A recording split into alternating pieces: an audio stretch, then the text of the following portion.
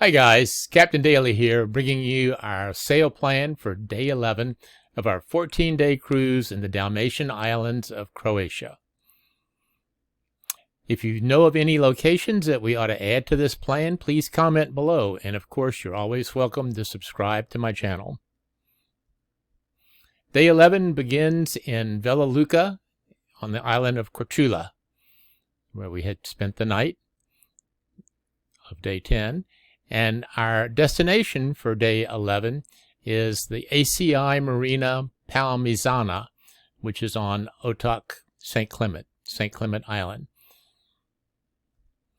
It's a busy day, several bays, several coves to take a look at if we choose to, plenty of restaurants to choose from, 38.8 nautical miles of sailing, which is 7.8 hours. A long day. However, we do have plenty of good sunshine. We have 15 hours and 36 minutes of good daylight, dawn at 05:02 and dusk at 20:38, according to the ephemeris data for May 11th, 2022. Here again is our 14-day routes, each day color-coded, and this video concentrates on Route 11 from Korčula to St. Clement. We will leave Vela Luka, Korčula, see some of the harbor if we choose to do so. It's a beautiful town, and it's going to be lovely to see it and sad to leave it. And then start hitting some of the bays on the way out. The first one is Zubaska to Pluventeen. There's two of them that we can take a look at quickly on our departure. And there's a detail on Zubaska. Unique little cove, pretty populated area. Be nice to have that house, wouldn't it? Looking out over the cove, watching the sailboats go all day. Yep, I could live there. Nice. And then from Zubaska go up to Pluventeen. Pluventeen is a nice little cove, a little bit more isolated, although there is that big, huge hotel up in this area here that's on the cove. And that's what the cove looks like. Beautiful. Then from Pluventeen, we continue west, and we go on our way to Vela Gradina. Vela Gradina is an interesting shaped cove, fairly well populated. Lots of little wharfs on the north end. It's kind of the first time I've seen that in Croatia. It looks more like Louisiana. And there it is. Beautiful little cove.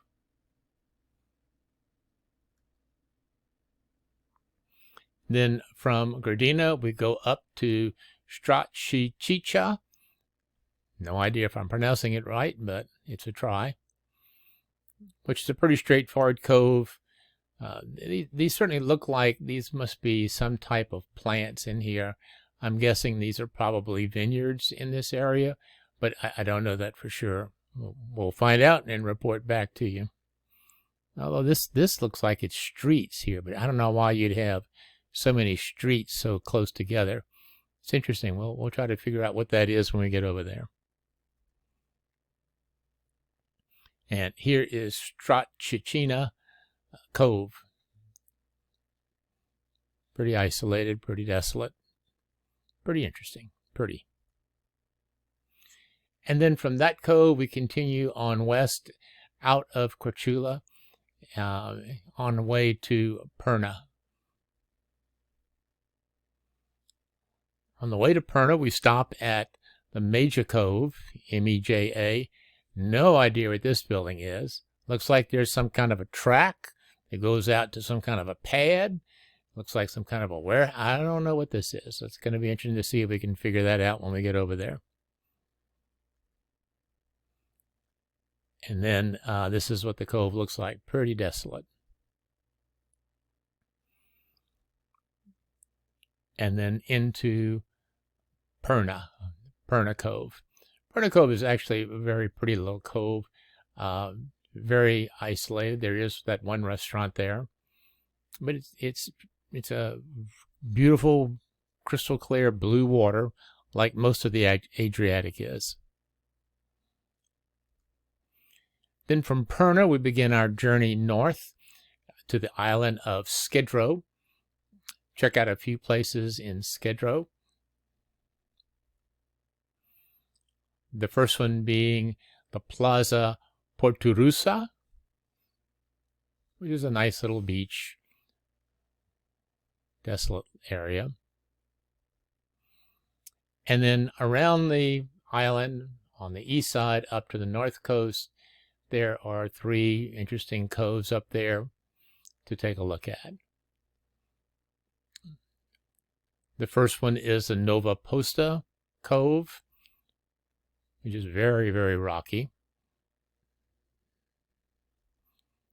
And then the second one is the Mostir, M-O-S-T-I-R, Mostir Cove. And in the Mostir Cove is an abandoned Dominican monastery, which might be worthwhile stopping and taking a look at. Here is the cove, the Mostir Cove, and here is the abandoned monastery. It's fairly large.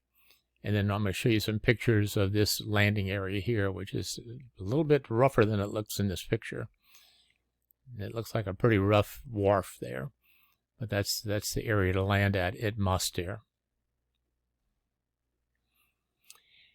And then from Mostir, we go over to the next cove, which is just a big cove in Skedro. I'm not sure that it has a name other than the Skedro Cove.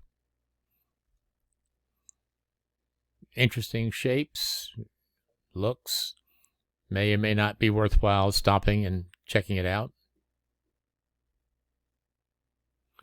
And then from Skedro, we proceed along the south coast of Var, and there's some coves here that we may or may not choose to stop at, and go into St. Clement. Originally, I had planned on going on into a cove on the southern side of St. Clement, but since the day is so long, it looks like it makes more sense just to thread through here, because these passages look interesting, and wind up in Palmizana. This was the first cove that I had thought about going to. It's called Vino Gradisque Cove.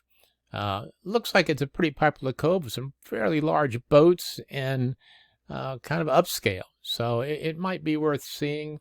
Some probably really nice restaurants and hotels along the side.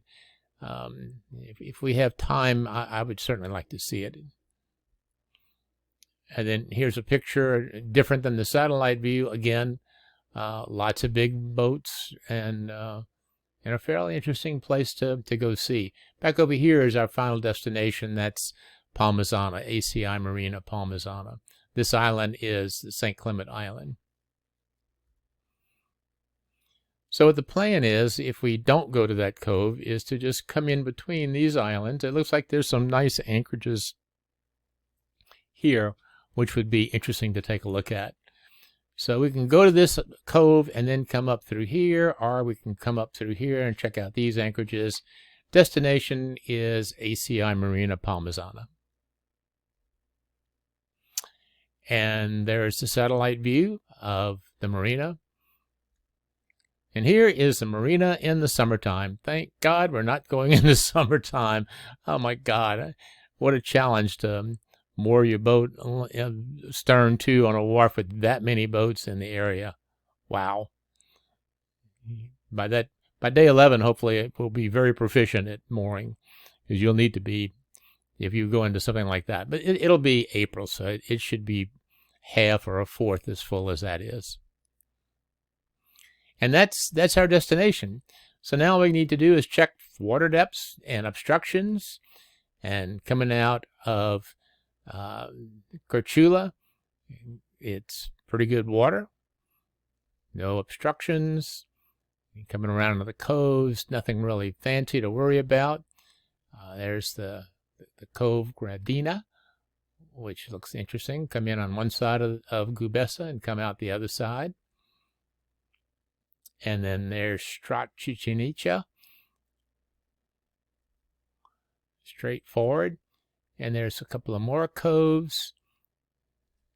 There's Perna up there. Number 48 is Perna.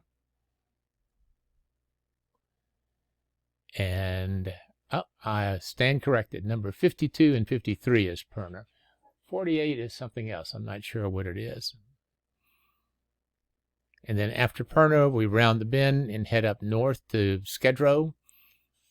And we see the bays on one cove on the south side of Skedro, and then maybe as many as 3 on the north side.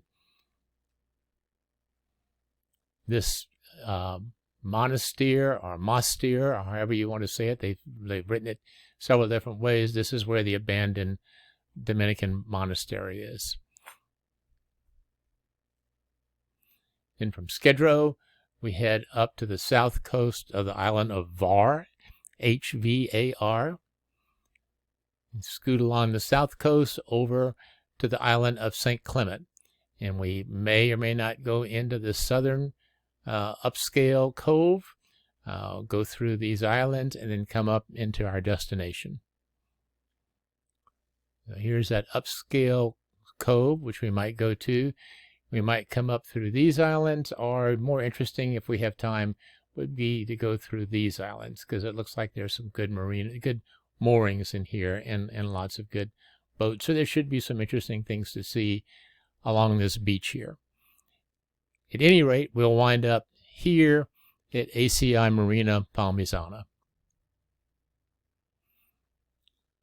There's water, good water between these islands.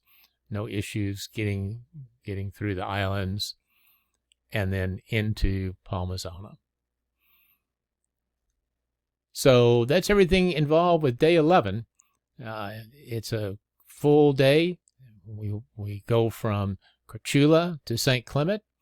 And well, I'd love to have any comments you want to make about our sail plan. And of course, you're definitely welcome to subscribe to my channel. Thank you, and I hope you enjoyed the video.